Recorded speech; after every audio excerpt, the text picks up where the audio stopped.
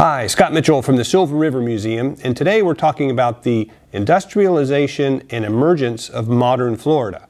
Now, this time period spans between 1870 and 1910. And if you remember from our last video about the Civil War ended in 1865, but federal troops actually remained in the South, including Florida, until as late as 1877. So the period between 1870 and 1910 sees lots and lots of big changes.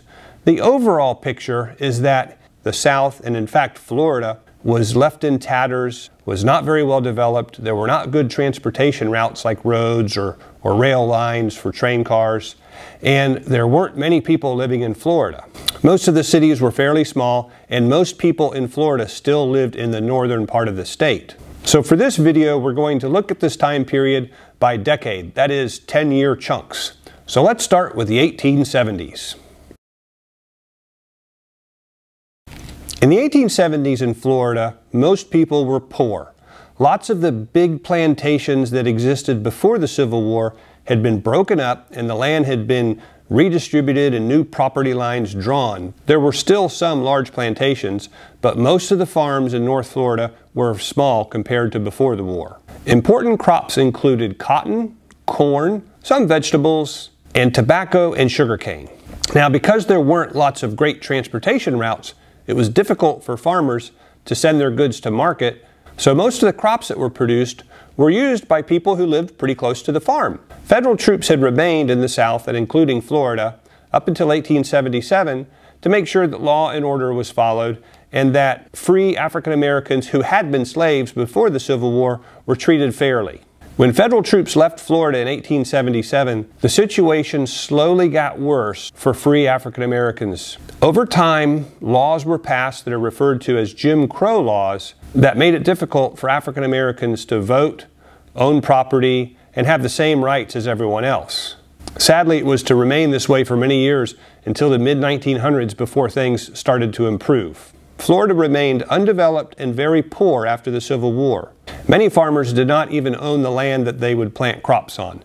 They were referred to as sharecroppers or tenant farmers, where they would farm someone else's land and give the landowner a portion of their crops or the money they raised. This kept them in poverty, and they would oftentimes work their entire lives on land that they didn't even own. An overview of the 1870s is that there were few people living in Florida, most people were poor, and most of the folks lived in the northern part of the state. Key West, all the way at the bottom of the Florida Keys, was the exception, and it was a port town which saw people coming and going aboard ships.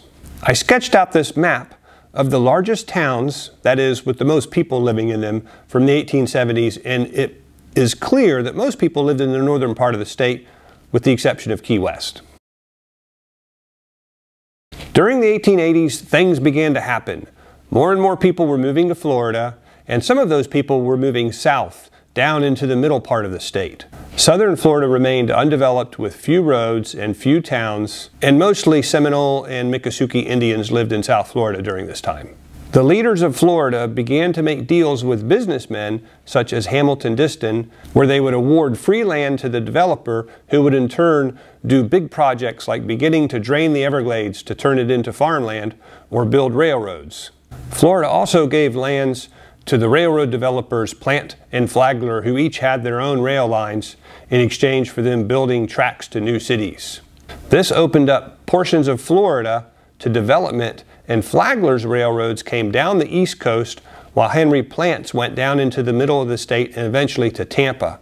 This allowed people to come and go more easily, and also for farmers to be able to put their crops on rail cars and send them to markets far to the north where they could get there before going bad. Citrus farming such as grapefruit, oranges, and tangerines, railroads, and tourism were becoming big business in Florida.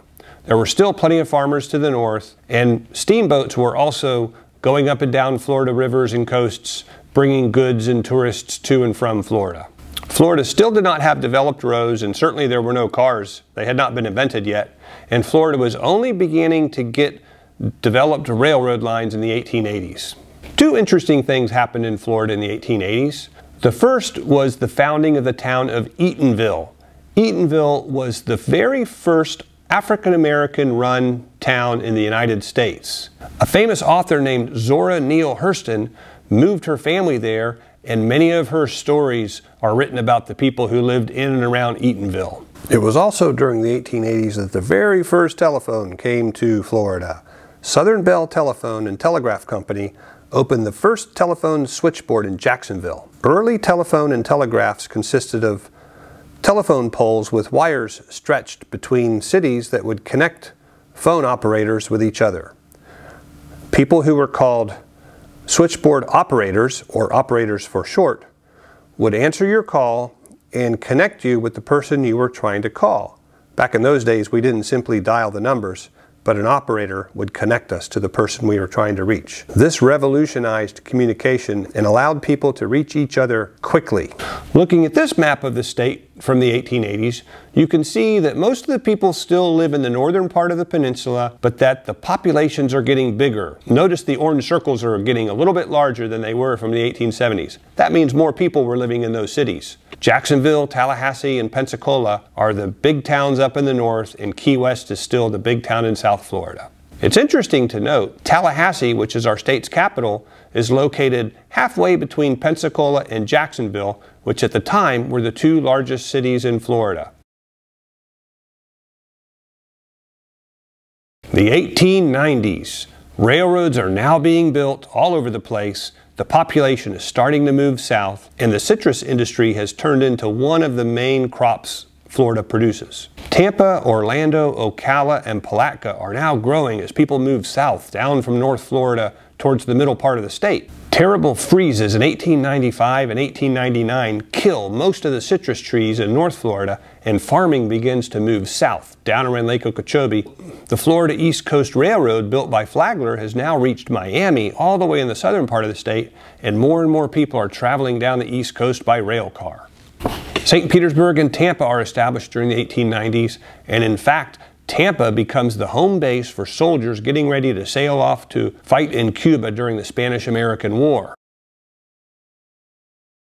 The Spanish-American War started in Cuba when Cuban nationalists were fighting Spain to gain their freedom. The United States won the war and ended up controlling not only Cuba, but also the island of Puerto Rico. In addition, the United States gained control over the islands of Guam and the Philippines, far away in the Pacific. The Spanish-American War attracted thousands of soldiers to Tampa Bay, where they would train and get ready to board boats before invading Cuba. Not only were there lots of soldiers in Tampa during this time, but lots and lots of new businesses opened up to create things to sell to these soldiers. One of them was the cigar industry, and the cigar factories of Ybor City are famous in the history of Florida, not only for producing cigars, but also for providing jobs for immigrants who had moved to Florida. Many of these immigrants now called Florida their home and remained in Florida long after the Spanish-American War. In fact, you can still go to Ybor City in Tampa today and see lots of evidence of Hispanic culture in Florida that was brought there by the early cigar makers.